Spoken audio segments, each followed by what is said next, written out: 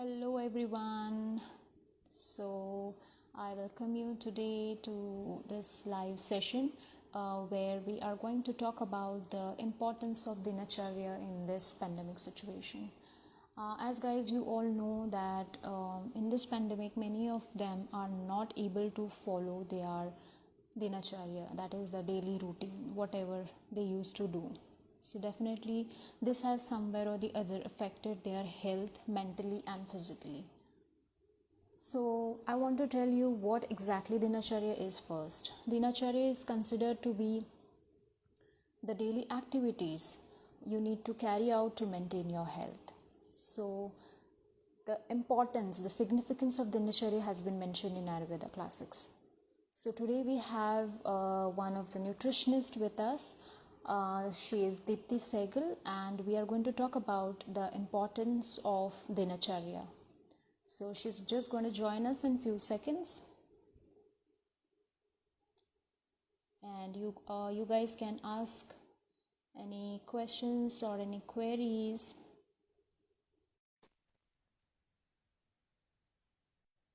So you need to take care of your dinacharya, your daily routine activity, whatever has been mentioned in the classics, guys. So Hello. hello, can you hear me? Hi. Yeah, hi, Dr. Kajri. How are you? Hi, Dipti. I'm fine. How are you? Good, great. You tell. Nice. It's my pleasure to have you here today. Same here. Thank you so much for inviting, and I'll be really happy to share, a lot about diet, how we look at it, and how actually we should be looking at it. So Sure. there's a lot So, to yes, we discuss are here. suffering, like the situation is really very, very scary, and people all around facing this pandemic. It Exactly. really scares me because when if we start watching the news, I mean, really, it's But very I guess it's horrible. it's it's always a good idea to be aware what's happening around, but not getting flown Yeah. by You what's need to happening be around. aware, So but yeah, not yes, not just go with the because news and whatever time you are spending watching television and kind of getting yourself into that fear mode, better you spend that time to build yourself, right, to clean yourself. That's right, what is going to right. save you. Yes, Deepti, you're Yeah. right. So that is, I was just telling our viewers why we have, this is the reason why we have just chosen this topic to talk about That's dinacharya and its importance. right. So I would just like to brief, like in Ayurveda, as you might be knowing that in Hmm. Ayurveda classics, dinacharya has been given a lot of importance, True. where our acharyas like Charaka, let it be Charakacharya, Vagbhata, Shushruta, Kashyapa, anyone, they Hmm. all explain dinacharya in very detailed aspects. It's not just in one chapter or something, but they have taken a lot many chapters to explain the daily activities which we need to carry out so Hmm. that you maintain and attain good health.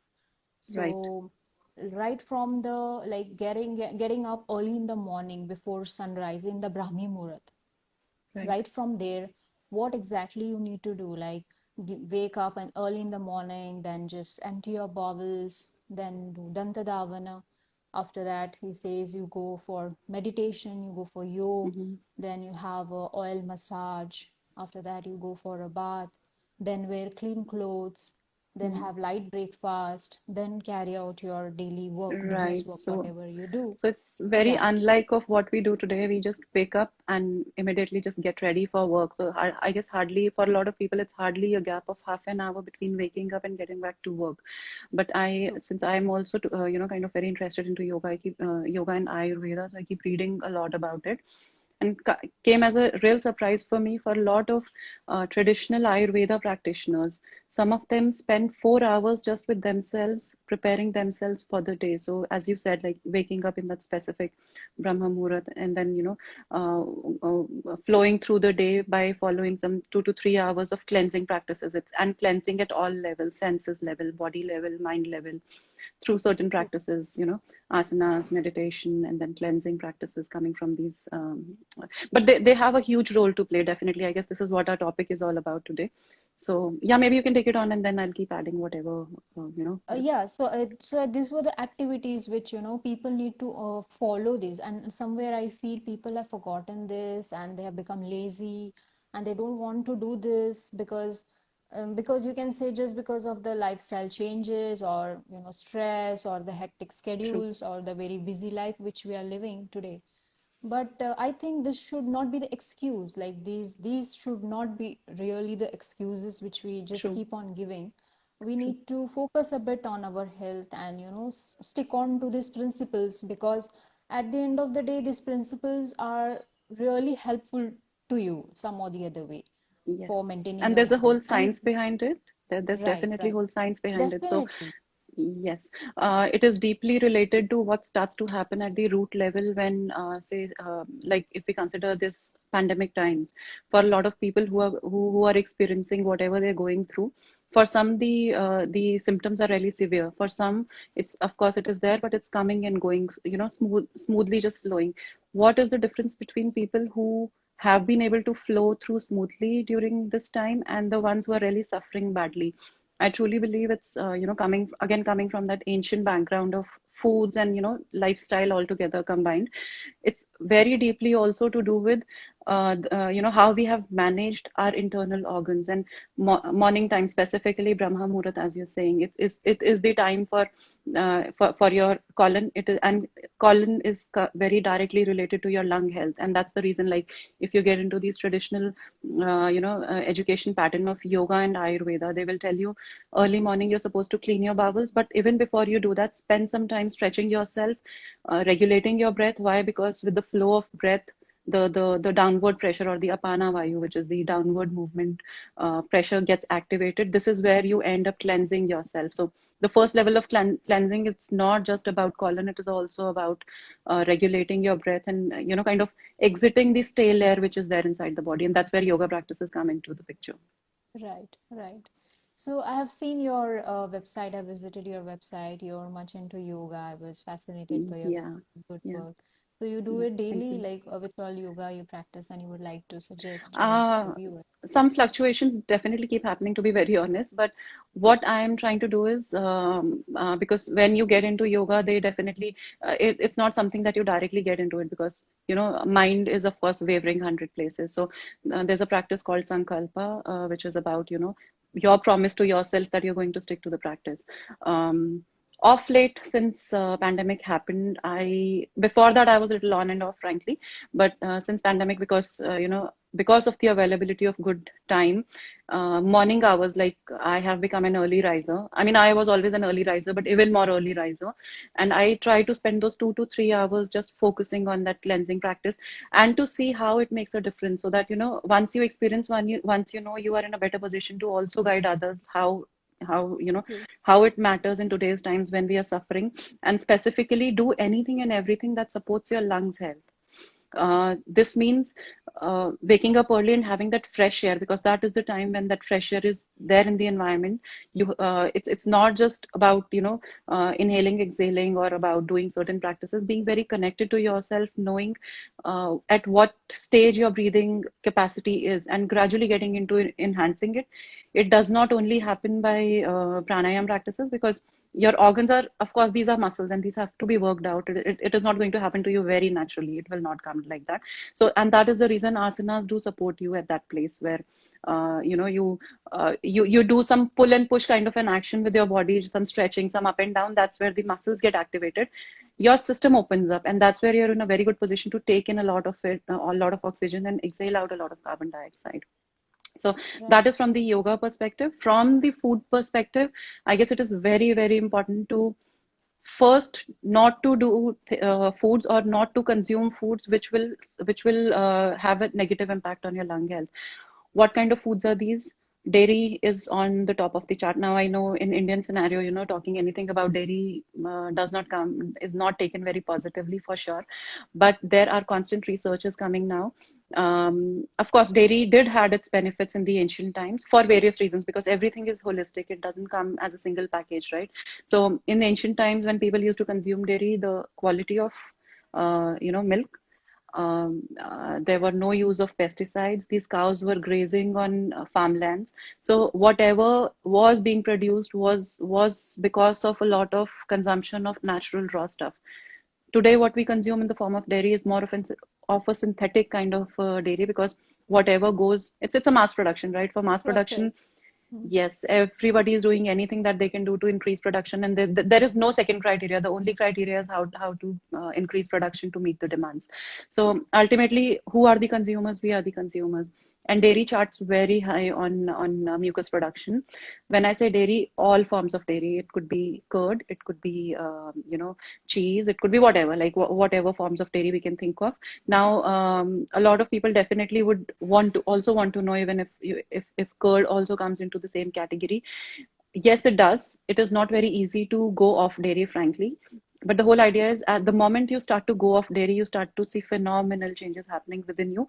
This is a little contradictory with the Ayurveda philosophy also, because Ayurveda definitely talks of milk as an important ingredient. But I would just want to talk a little about the history of milk.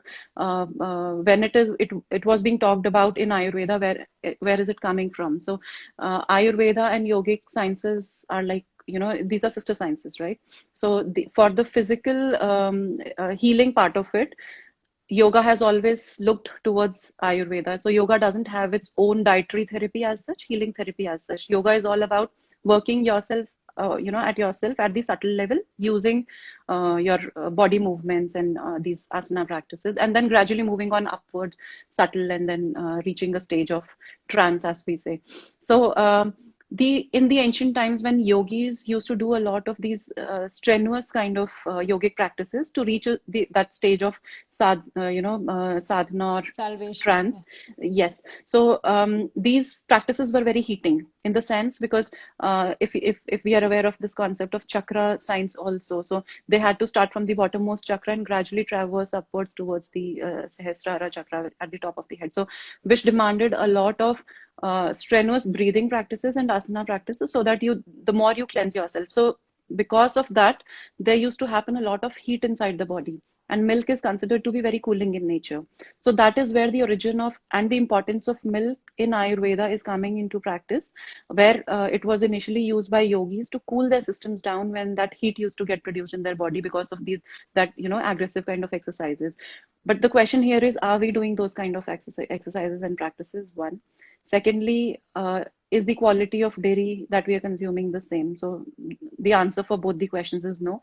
And in today's times, our systems are really very, very weak. So we really have to stick to what suits to us today, sticking to the guidelines and principles, of course, what these ancient sciences have talked about, but being very mindful what will work for us and what will not work for us. So yeah, so I would say dairy is something, and specifically during these times, for extra care, if you can go off dairy for a certain time, it'll go a long way in supporting your lung health. Other foods that have a negative impact on your lungs would be refined and processed foods, specifically sugars. These sugars have this tendency. Again, I would talk energetically. Sugar has this tendency of being sticky. Like, if you make a sugar syrup at home also, and you leave it for 2 to 3 days, the kind of consistency that it automatically gains is very sticky. So, and our organs inside are very soft and delicate. So that stickiness starts to attract a lot of dust because of the coating of sugar that starts to happen around the organs. So when you're pulling in a lot of toxicity, our body has to be really free flowing. For breathing also, it has to be, the pores have to be open. The lungs, where they're pulling in oxygen and passing, excreting carbon dioxide, those channels have to be open. So if they start to get clogged, you do best of the dietary practice. You get into whatever pranayam practices or you want to do. But then if a level of deterioration has already happened, it becomes very difficult to come back to the balance. Probably this is what is happening to the people who are facing severe cases of pandemic, who are not able to revive, because for years maybe the focus has never been on strengthening lungs by being off what does not work and including what works. Now what works for lungs? Energetically, like I am more of a macrobiotic nutritionist, so we don't I don't precisely look into foods from the calorie perspective. I look at it from the energetic perspective. So in macrobiotics, how we look at it is foods which grow on the top of the surface, like which grow upwards, like green leafy vegetables, which are like, grow on top of the land, Yeah. are the ones which resemble the top part of our body. right? So Yeah. they are pulling in a lot of sun energy. They are pulling in the minerals or the energy from the earth. They are pulling in water from the earth, and then that's how they are being formed. So that the collective effect of that energy along with its nutrition. Now, from energetic perspective, if you get into Ayurveda also, and if you get into traditional Chinese medicine or macrobiotics or yoga sciences, these sciences always know that green leafy vegetables are the ones which will make your lungs bloom like a flower. So these will keep your lungs really very clean and free flowing. So this was about 4,000, 5,000 years back when these ancient sciences were there. Today, science has proven the fact the kind of nutrients that these green leafy vegetables have do support lung health.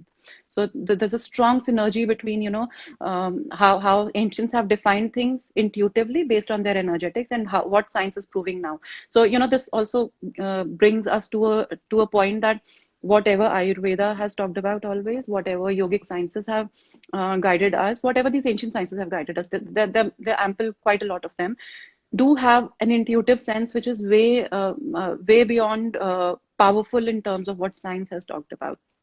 So yeah, I guess these are some of the two, three very powerful practices that you can adopt for your lung health. Yeah, I had one doubt actually, Deepthi. yeah, See, please tell me. when we talk about green leafy vegetables, I mean, I Mm-hmm, just love green leafy mm-hmm, vegetables. I just mm-hmm, want to have, but mm-hmm, when I get to know, these people have started using a lot of fertilizers on it, mm-hmm, and if mm-hmm, you keep on washing, you find some whitish color on this. I mm-hmm. mean, you can't clean them properly, right? Yes, So, yes. so somehow when I look at that condition of those vegetables, I start feeling, aversion. I get aversion like after looking at those. I wanted to have those, but after seeing the condition of it, I feel, oh, no, I don't know how much fertilizer is going to go in my stomach and what's going to happen. I Mm-hmm. mean, the ratio of good nutrients and the fertilizer is really going to be imbalanced over there. So again, I Okay, feel there is so a question here yes. whether we are really having the natural, plant-based things, Mm-hmm. as you said. I mean, we call it Yes. herbs. I mean, Mm-hmm. even I talk about Yeah, in herbs. Those are Ayurveda, of also, course. yeah. Yes. So Yeah. even those grow upwards and they are amazing. We use them in Yes. medicine. So I Mm-hmm. know how we grow herbs. We need to Mm-hmm. take care of it without adding Yes. any for Yes. extra fertilizers and all those stuff. Mm-hmm. So when we talk about vegetables, so and there is one more concept coming like hybrid. You find so many hybrid vegetables. So do you think Hydroponics so do you and hybrid both. yes. So do you find those as really same nutritive value with the No. older one which we used to have? No, so there was a very interesting study again coming off out of my education. There was a research, rather there's a lot of such researches have been done, but I'll take an example of a broccoli. Uh, I don't exactly remember whether it was a broccoli or a spinach, but there was some research done on a broccoli whose nutritive value was taken. The spinach which was grown say 50 years back or something. So that value was compared with the nutritive value of spinach that we have today. And there was a decline of 30 to 40% of nutrients in the spinach grown the same way 50 years back and now. So, of course, as you said, your point is absolutely right. The kind of producers that we are getting today do not have that much of a strength, frankly. It's, of course, the very first step when we transition towards plant-based is we would want to just give up the wrong foods and get onto the right kind of foods. That's our first step, which is much appreciable. That is what is required. That is something that you need to transition once you are in the process. Once you are pro into that process of transition, you are done with that. It is high time. You are not supposed to stick to it. Like I'll try to answer your question about the purity and efficacy of these vegetables. So when you look towards vegetables, it is only when you decide to transition and create your spread around plant-based diet and gradually moving on away from these taxing foods like dairy, like refined and processed foods, like um, animal foods. So even if you have given up with these three category of foods, you are very well sorted in terms of going a level up. But this is not the topmost level. once you are there at level 2, now this will take your health to a certain level, but this will not be a state of health where you can say that you're energetically the prana inside your body is free flowing or getting into your body at its peak capacity from the kind of foods that you're consuming. What are you supposed to do next? Some of the practices which have worked well for me, I think I'll be happy to share those. The very first thing is really have to be you have today are the times when you have to live very, very mindfully, which means the sources that you have figured out as of today just to transition have to now change. You have to look out in your area, what are these small people or brands coming up which are offering, they are not brands, they are like starters who out of passion have started their own practice or their own farming. There are a lot of farms coming up right now, like in our area also a lot of people have gotten into this. These vegetables or the producers coming from them may cost you a little higher, but after knowing the facts, the kind of nutritive value that has gone down from in the regular producers that we are doing right now, compared to what you can get from the people who are really doing some good work, investing some good time, effort, and making sure that these producers are being developed in under those 5 elements concept, will be much more higher. Then you don't need a very huge quantity. The dietary needs or the nutritional needs will be fulfilled by a handful of it as compared to what you need right now, which should be like, like if we for example take the example of spinach only. If we have to say that what the kind of nutrition that spinach had 50 years back, if we have to have that kind of same nutrition, we have to consume it the double the quantity of what we were consuming say 50 years back, right? So now what you're supposed to do is, but your body does not need it because spinach also comes with too much of oxalic acid, and it does, overdoing anything is not right. So what do we do now? Then we have to move up the scale, look out for sources where we can procure real good stuff. Go slow, don't invest too much, but start adding some part of little bit of it. And the third step, which I have recently started getting into, is start growing your own microgreens. I guess, this is the best thing that you can do for yourself. Take some Yeah. time, take some effort, but this is something that would be the purest produce that you can ever have, not just from these microgreens perspective, but also microgreens are baby plants, right? Now, baby plants, if we relate the energy of baby plants to some to a newborn baby or an infant, you see an infant is all full of energy, completely transparent skin, and very happy go lucky, very calm, and doesn't matter what is happening to the baby around his environment. He or she is very, very happy in whatever or whosoever they are. So that is the kind of energy that those microgreens have. The kind of plants that plant-based foods that we get in maybe grocery stores or when you go out vegetable shopping, these are to some extent have lost their vitality. Why? Because till the time from farm till they reach your place, it's almost somewhere a gap of 2 days to 5 days, somewhere between that. So that freshness is gone. So now what you're consuming, that life force has gone down. So even if you're consuming that, you will have to consume one to reach the same nutritional state, too much of a quantity one. Still after that, you will not be high on that life force or prana that Ayurveda also talks about. And in macrobiotics, we talk of from the food perspective. So, just to wind up and give you a crux on that, the very first step is start transitioning. Once you get comfortable with transitioning, start to look out for sources near your vicinity who are doing good stuff. Even if it costs you a little higher, makes perfect sense, because at the time, health, there's nothing bigger than your health. Thirdly, if you can start with the basic ones, this fenugreek sprouts. Fenugreek sprouts in the vegan category or in the plant-based category are very high sources of protein. Even pea sprouts, pea sprouts have even more protein than what you get from the highest source in from animal foods. And this is quite known in the living food industry. So that's where I come from. So, it's not that plant-based industry is not able, it does not have resources to fulfill your needs. It is very, very powerful. It's just that we need to spend some time, plan it out, and start doing it regularly. Start including such things, and your health will go to a different level. Not just from level 1 where you started to see some basic changes to your health, but to a level where your moods start to change, your entire outlook towards life starts to change. You start to feel much lighter. You start to feel heavy. That kind of effect foods do have. I mean, I have personally gone through that transformation. I can tell you, foods can just completely change you inside out. So yeah, Wonderful. precisely this is the structure that you can, kind of go ahead with, gradually start and then move on up the scale as you keep getting comfortable. Because you Yeah, said it right. I mean, we are not getting the right sources, so we have to yeah, see yeah. what Actually, works because best for even us. I feel this somewhere because even I crave for fresh vegetables. Even I feel like I want to look at Yes. those green leafy vegetables coming out fresh, plucking them. As because at least we have experienced this. When I was a kid, I used to go to travel my village, Hmm. and there I used to see Hmm. the fresh, fresh kind of any vegetable you say or any fruits. Yes. So we So have even my seen the childhood has difference, been right? in such an Our area childhood. where it was all, in Himachal. Hima- So Right, right. coming from there, you automatically develop that sensibility where you understand the importance of how nature keeps you happy. Exactly. And Right. the apples which are grown there in Shimla, I have personally seen, I mean, what Hmm. is the difference with the apples in Hmm. South when I have them, and what is the difference when I go Yes, of there in course. North and have. Yes. So it's like, this is a very big question, like how we obtain good fresh vegetables or fruits from the Yes. market. Because So just to again, give you a blueprint on that, there are two ways of looking at your health. Way one that 95% of the world is following right now, which is about either you get into that calorie counted vicious cycle, yeah, or if you are little better off, then you get don't get stuck into that pattern and you get into plant-based diet.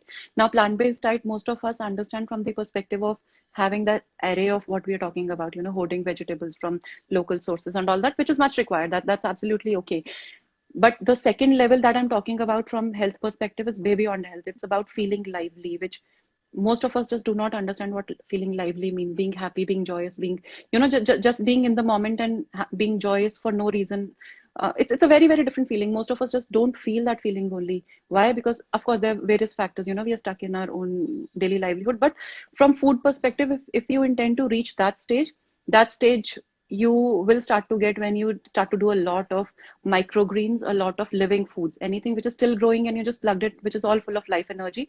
That liveliness, that life force you are inheriting within yourself by consuming that, and not true. something which is coming to you 5 days later after it's Right. After harvested. it's completely Yes. dead. Yeah, True, true. I get it. It's wonderful, Dipti. I mean, this was really very informative where we really want to think deeply regarding this aspect of exactly. nutrition.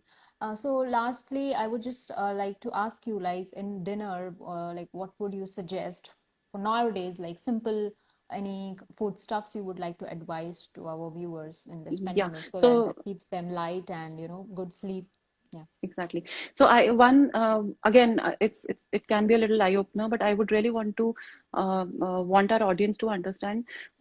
Don't look at your foods from calorie perspective. It is a very, very narrow-minded approach. That is not how humans function because we are very dynamic beings. That's one. Secondly, when you look at your dinners or any meal specifically, just align yourself with the nature. What is happening during the night time? Evening is setting in, and there's a transition happening from sun setting, darkness happening, and the nature is slowing down. Like night is all about slowing down, and there is a time when complete darkness happens, and that is the time when there is complete stillness. Like if you are awake, say by 12, anywhere between 12 to 2, you feel as if the world has come to a standstill. There's nothing at all, no noise, complete silence, everything stands still. Now this is the clue. Again, this is something which Ayurveda has always talked about in its Ayurveda clock, as we call it. So but the whole idea is just try to understand the energetics and align yourself with the energetics. This is a very different concept of how you look at your calorie thing. But if we go by this concept, when you are moving from daytime till evening, have your heaviest meal of the day in the afternoon. I'm sure you must be having more details about it because there's some science Yeah. behind that also. But as you transition towards the evening, just slow down, just lighten down, because that is the energy that will support you for a good sleep. For a lot of people who do not get to sleep well, who have sleeping disorders, who have some aches and pains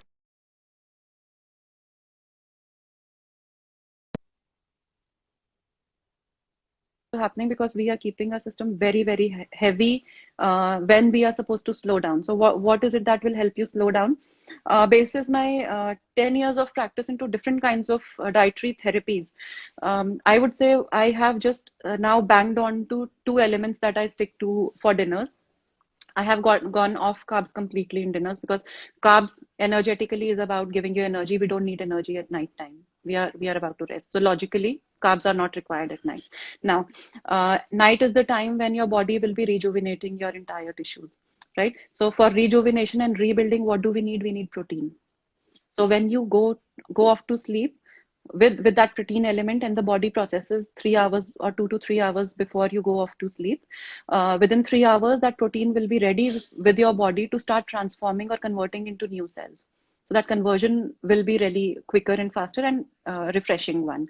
Thirdly, protein is very highly acidic. It should not be consumed all alone. It can be really taxing on the system for digestion. So you just need very small amount of protein. You don't need to, the way we are going today, like, this much protein and this many grams and this and that. Of course, if you're a bodybuilder, some need may go up, but you don't need that much of a protein. In your later life, you're inviting problems if you are consuming that much of a protein. So maybe like if you go by ancient sciences, like how my mother used to do it and my grandmother used to do it, they used to measure it as per their fist, like, this much fist, one third of a fist for one person. So they knew that this much intuitively is okay, is the requirement of the body. So you take almost this much, which comes out to be one bowl, and mix it with a lot of steamed veggies and make one pot meal kind of a protein and vegetable kind of a so either make a soup or a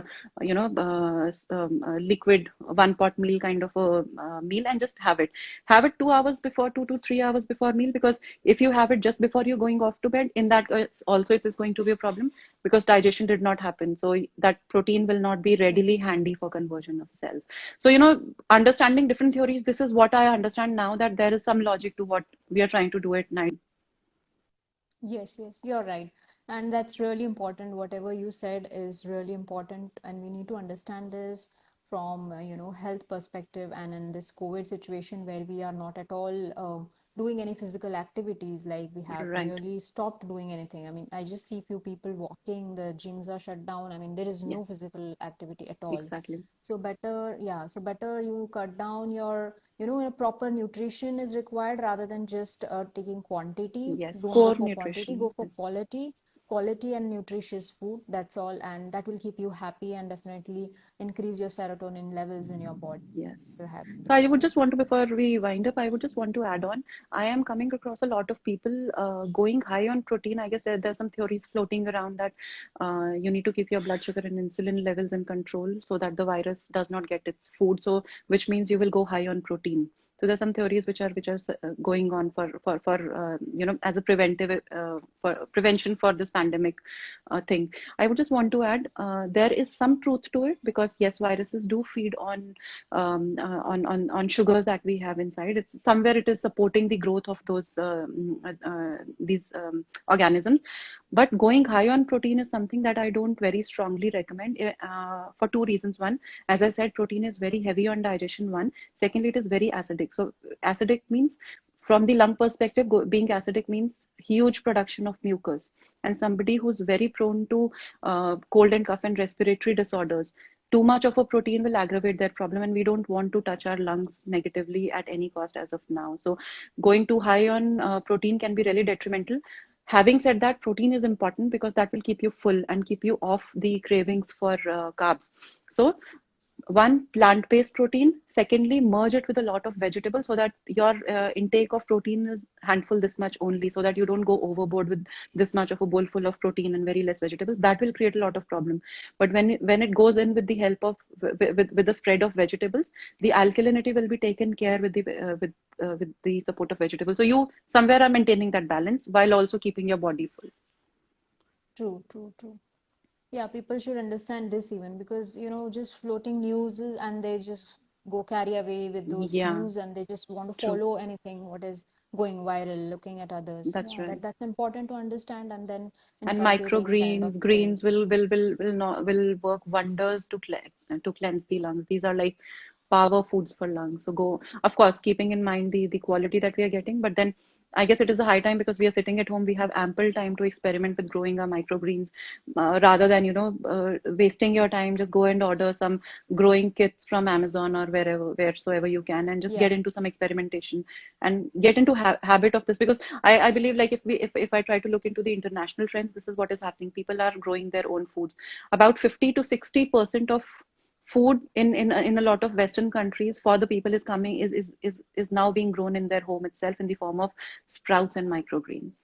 So Yes. it's I mean, phenomenal. If they can do it, of I course, think very definitely we can do soon, that. I think very soon we are also going to land up Yes, in this that thing is the as way we forward start because the way listening. we are living, it's really detrimental to health. So that was really very informative, Dipti. I mean, yeah, this is the need of the hour, and the people should understand this.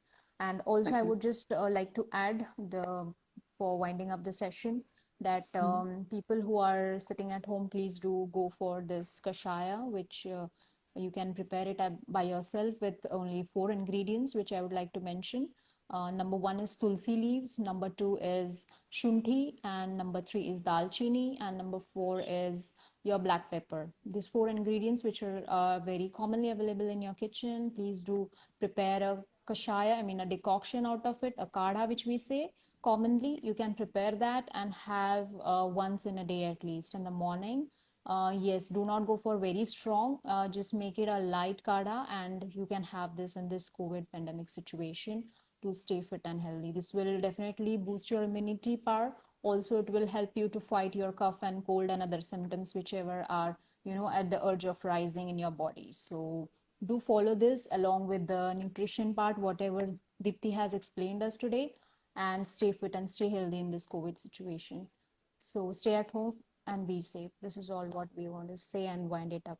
Thank you, Dipti, for joining Thank you, me Karshi. and Thank you so giving much. us It was such really a nice wonderful, conversing with you. yes, giving such a wonderful information regarding the nutrition part. All my And pleasure. Thank you. yeah, thank you so much. Hope to see you soon again and other our Definitely next looking live. forward. Yes, thank you so much for joining in. Yeah, Thank see you. you. Thank you. Take care. See you. Stay safe. Thank you. Stay well. Same to you. Bye. Bye. Bye.